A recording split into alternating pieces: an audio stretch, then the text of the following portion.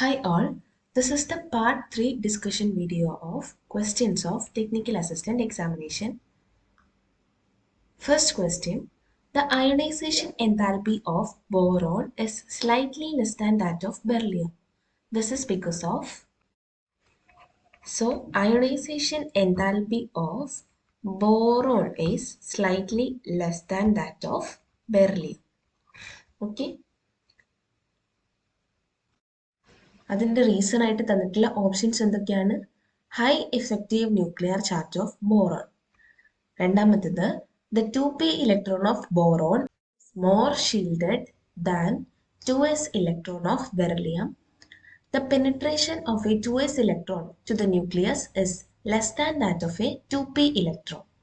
Finally, s electron attracted to the nucleus is less than that of a p electron. ആദ്യം നമുക്ക് ബോറോണിൻ്റെ electronic configuration എഴുതാം. Electronic configuration is 1s2, 2s2, 2p1.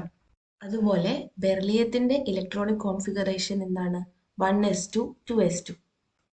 ഇവിടെ നമുക്ക് കാണാം ബോറോണിൻ്റെ outer electron is 2p electron. ബോറോണിൻ്റെ outer electron 2p ആണ്. And ബെർലിയത്തിന്റെ ഔട്ടർ ഇലക്ട്രോണോ 2s. എസ് ഇലക്ട്രോൺ ആണ് ബെർലിയത്തിന്റെ ഔട്ടർ ഷെല്ലിലുള്ളത്. അതുപോലെ പി ഇലക്ട്രോൺ ആണ് ബോറോണിന്റെ ഔട്ടർ ഷെല്ലിലുള്ളത്. ആൻഡ് നമ്മൾ ശ്രദ്ധിക്കേണ്ടത് എന്താണെന്ന് വെച്ചാൽ 2s electrons are more penetrated towards the nucleus. Or penetration of s electrons into the nucleus is higher than that of p electrons. s electrons ആയിരിക്കും ന്യൂക്ലിയസിലേക്ക് കൂടുതൽ പെനിട്രേറ്റ് ആയിട്ട് നിൽക്കുന്നുണ്ടാവാം. അതുകൊണ്ട് തന്നെ s ഇലക്ട്രോൺസിന് ന്യൂക്ലിയസിൽ നിന്നുള്ള ഷീൽഡിങ് വളരെ കുറവായിരിക്കും. s electrons are less shielded from the nucleus. അതുകൊണ്ട് തന്നെ അവയെ റിമൂവ് ചെയ്യാൻ ഡിഫിക്കൽട്ട് ആയിരിക്കും. s ഇലക്ട്രോൺസിനെ റിമൂവ് ചെയ്യാൻ ഡിഫിക്കൽട്ട് ആയിരിക്കും. And this results in the high ionization energy of beryllium. Clear അല്ലേ? അങ്ങനെയാണെങ്കിൽ ഇനി ബോറോണിന്റെ കേസിൽ ഔട്ടർ ഷെല്ലിലുള്ളത് പി ഇലക്ട്രോൺ ആണ്. Penetration into the nucleus will be lesser for P electron. അതുകൊണ്ട് തന്നെ P electrons are more shielded. P electrons are more shielded from the attraction of nucleus. ന്യൂക്ലിയസിൽ നിന്നുള്ള ഷീൽഡിങ് കൂടുതലായിരിക്കും. അതുകൊണ്ട് തന്നെ ആ ഇലക്ട്രോൺസിനെ നമുക്ക് ഈസി ആയിട്ട് റിമൂവ് ചെയ്യാൻ പറ്റും. And this results in the lesser ionization energy of boron when compared to beryllium. Clear അല്ലേ? So the answer is option B. The 2p electron of boron is more shielded than the 2s electron of beryllium. Clear? ഇനി അടുത്ത question. Calculate the number of atoms in 32 gram of oxygen. We know that 1 mole of every substance contains 6.022 into 10 raised to 23 particles. അതായത് 1 mole of ഏത് substance എടുത്തു കഴിഞ്ഞാലും അതിൽ Avogadro number of particles ഉണ്ടാവും. ഇനി mass of 1 mole of a സബ്സ്റ്റൻസിനെയാണ് നമ്മൾ molar mass എന്ന് വിളിക്കുന്നത്. Molar mass is the mass of 1 mole of a substance. അല്ലെങ്കിൽ molar mass is the mass of 6.022 into 10 raised to 23. Molar mass is the mass of 6.022 into 10 raised to 23 particles. നമ്മുടെ ക്വസ്റ്റ്യനിലുള്ള ആള് oxygen ആണ്. ഓക്സിജന്റെ molar mass is equal to 32. Molar mass of oxygen എത്രയാണ്? 32 gram. That means 32 gram of oxygen contains 6.022 into 10 raised to 23 oxygen molecules. 32 gram oxygen എടുക്കുകയാണെങ്കിൽ അതിൽ 6.022 into 10 raised to 23 oxygen molecules ഉണ്ടാവും. But we have to calculate the number of atoms in 32 gram of oxygen. അത് കണ്ടുപിടിക്കാൻ നമ്മൾ എന്ത് ചെയ്താൽ മതി? ഈ 6.022 ഇൻറ്റു 10⁻23 ഓക്സിജൻ മോളിക്യൂൾസിൻ്റെ കൂടെ 2 മൾട്ടിപ്ലൈ ചെയ്യുക. കാരണം എന്താണ്? ഒരു ഓക്സിജൻ മോളിക്യൂളിൽ 2 ഓക്സിജൻ ആറ്റംസ് ആണ് ഉള്ളത്. 2 ഓക്സിജൻ ആറ്റംസ് ആണ് ഒരു മോളിക്യൂളിൽ ഉള്ളത്. സോ നമുക്ക് കിട്ടിയിരിക്കുന്നത് 6.022 ഇൻറ്റു 10⁻23 മോളിക്യൂൾസ് എന്നാണല്ലോ. അതിനെ 2 കൊണ്ട് മൾട്ടിപ്ലൈ ചെയ്യുമ്പോൾ അത് ആറ്റംസ് ആയിട്ട് മാറും. ഇത് ചെയ്യുമ്പോൾ അതിൻ്റെ ആൻസർ എന്താണ് വരിക? 12.046 ഇൻറ്റു 10⁻23. ഇനി ഓപ്ഷനിൽ 10⁻24 ആയിട്ടാണ് കൊടുത്തിട്ടുള്ളത്. So 1.2046 into 10⁻24. ഓപ്ഷൻ എ ആണ് ഈ ക്വസ്റ്റ്യൻ്റെ ആൻസർ. ക്ലിയർ അല്ലേ? അടുത്ത question, fullerenes are the only pure form of carbon. Which of the following statement substantiate this?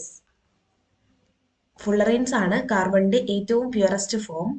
And താഴെ തന്നിരിക്കുന്നതിൽ ഏത് സ്റ്റേറ്റ്മെന്റ് ആണ് ഫസ്റ്റത്തെ ആ ഒരു സ്റ്റേറ്റ്മെന്റിനെ സബ്സ്റ്റാൻഷിയേറ്റ് ചെയ്യുന്നതെന്നാണ് നമ്മളോട് ചോദിച്ചിരിക്കുന്നത്. And the statements are, they are cage like molecule. Cage like molecules ആണ്, അത് ശരിയാണ്. fullerenes are cage like molecule. All carbon atoms are equal. Okay, അതും കറക്റ്റ് ആണ്.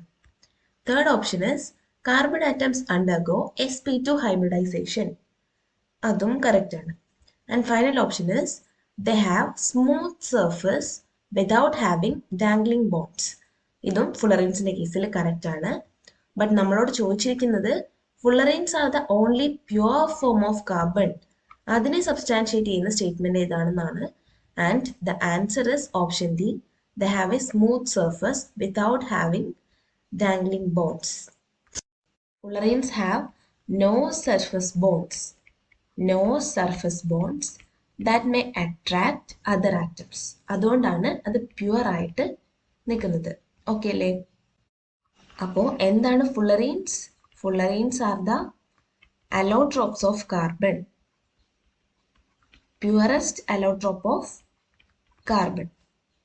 In fullerenes, carbon atoms are connected by single and double bonds. Single ബോൺസും double ബോൺസും alternate ആയിട്ടാണ് fullerenesൽ connected ആയിരിക്കുന്നത്. ആൻഡ് ഹൈലി സ്റ്റേബിൾ ആയ സിമെട്രിക് ആയ ഒരു മോളിക്യൂളാണ് ഇത്. സിമെട്രിക്കൽ ആണ്, സ്റ്റേബിൾ ആണ്. അതുപോലെ കേജ് ലൈക്ക് സ്ട്രക്ചർ ആണ്. Cage like structure partially closed ആവാം അല്ലെങ്കിൽ ഫുള്ളി ക്ലോസ്ഡ് ആവാം. ഇതായാലും കേജ് ലൈക്ക് സ്ട്രക്ചർ ആയിരിക്കും. ഇനി fullerenesന് ഡിഫറെൻറ്റ് ഷേപ്സ് പോസിബിൾ ആണ്. എക്സാമ്പിൾ ആയിട്ട് ഹോളോസ്ഫിയറിന്റെ രൂപത്തിൽ, ഹോളോസ്ഫെറിക്കൽ രൂപത്തിൽ fullerenes കാണാറുണ്ട്. അതുപോലെ എലിപ്സോയിഡ് സ്ട്രക്ചർ ഉണ്ട്.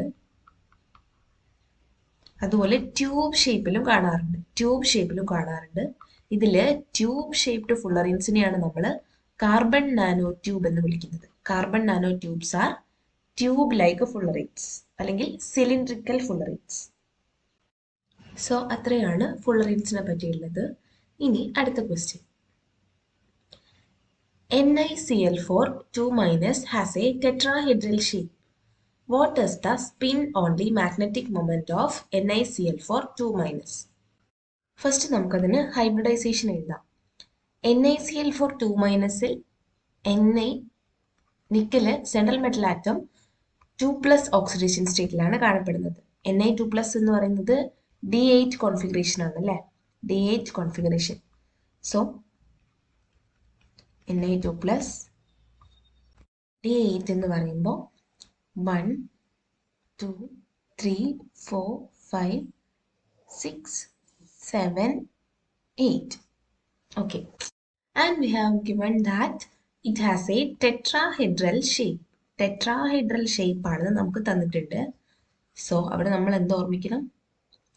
Tetrahedral complexes are invariably high spin. Tetrahedral complexes will be always high spin complexes ആയിരിക്കും. സോ ഇവിടെ ഹൈബ്രിഡൈസേഷൻ എന്താണ് വരിക? sp3 ഹൈബ്രിഡൈസേഷൻ ആയിരിക്കും ഇവിടെ ഉണ്ടാവുന്നത്. ഇതാണ് നമ്മുടെ NaCl4 കോംപ്ലക്സിന്റെ ഹൈബ്രിഡൈസേഷൻ. ഇതിൽ നമ്പർ ഓഫ് അൺപെയ്ഡ് ഇലക്ട്രോൺസ് എത്രയാണ്? 1, 2. 2 അൺപെയ്ഡ് ഇലക്ട്രോൺസ് ആണ് ഈ കോംപ്ലക്സിൽ ഉള്ളത്. 2 unpaired electrons. And spin only magnetic moment ആണ് നമുക്ക് കാൽക്കുലേറ്റ് ചെയ്യേണ്ടത്. What is the formula for spin only magnetic moment? Spin only magnetic moment is equal to root of n into n plus 2. Root of n into n plus 2, where n is the number of unpaired electrons. N is the number of unpaired electrons. So, what is the 2 into 2 plus 2 equal to 4. That is root 8, which is equal to 2.82. 2.82. And the answer is B. 2.83 Bohr magneton. Clear അല്ലേ? ഈ question ചെയ്യാൻ വേണ്ടി നമ്മൾ use ചെയ്യുന്ന ഏറ്റവും important ആയിട്ടുള്ള point എന്താണ്? Tetrahedral complexes are always high spin complexes. And also equation for spin only magnetic moment is root of n into n plus 2, where n is the number of unpaired electrons. Clear? ഇനി അടുത്ത question. The product obtained by the partial hydrolysis of XCF6 xenon hexafluoride partial hydrolysis product ഏതാണെന്നാണ് question. ആ reaction ഇങ്ങനെയാണ് വരിക. XCF6 plus H2O gives XCOF4 plus 2HF. ഈ ഒരു compound ആണ് xenon oxyfluoride. xenon oxyfluoride XCOF4 ആണ് answer. Option C. Next question. Consider the following reaction C12H22O11 plus A gives 12 carbon plus 11 H2O. C12H22O11 is nothing but cane sugar. Sugar മോളിക്യൂളാണ് react ചെയ്യുന്നത്.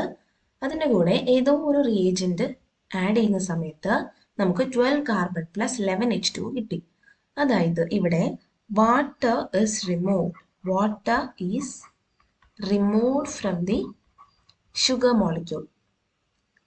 So ഒരു dehydrating agent ആയിരിക്കും ഇവിടുത്തെ A.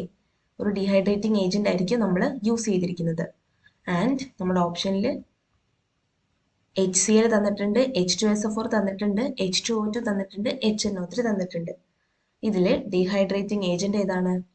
Nothing but concentrated H2SO4. Concentrated H2SO4 എന്നുള്ള dehydrating agent use ചെയ്യുമ്പോഴാണ് sugar ചാർക്കോളും വാട്ടറുമായിട്ട് മാറുന്നത്.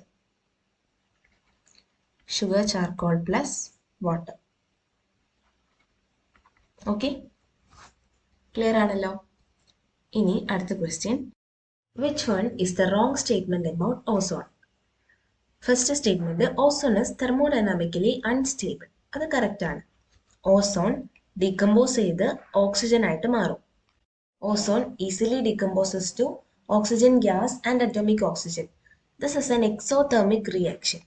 ഈ റിയാക്ഷൻ, ഈ ഡികമ്പോസിഷൻ നടക്കുന്ന സമയത്ത് ഹീറ്റ് ലിബറേറ്റ് ആവും. That means delta H is negative. Delta H negative ആണ്. ഇനി എൻട്രോപ്പിക്ക് ഉണ്ടാകുന്ന ചേഞ്ച് എന്തായിരിക്കും? ഇവിടെ ഒരു സ്പീഷീസ് ആണുള്ളത്. അത് ഡീകമ്പോസിഷൻ കഴിയുമ്പോൾ 2 സ്പീഷീസ് ആയിട്ട് മാറുന്നുണ്ട്. That means entropy is increasing. So delta S will be positive. ഇനി Gibbs energy change delta G equal to delta H minus T delta S ആണ്. നമ്മുടെ ഡെൽറ്റ എച്ച് നെഗറ്റീവ് ആണ്, മൈനസ് ടി ഡെൽറ്റ എസ് പോസിറ്റീവും ആണ്. So delta G will be negative. അതുകൊണ്ട് തന്നെ this decomposition will be spontaneous. So option A is correct. ഇനി high concentrations of ozone can cause dangerous explosion. അതും correct ആണ്. Change in enthalpy for its decomposition is positive. അത് തെറ്റാണ്. നമുക്ക് മനസ്സിലായിട്ടുണ്ട് delta H negative ആണ്. ഇനി final option, Gibbs energy change of its decomposition is negative. So the answer is option C.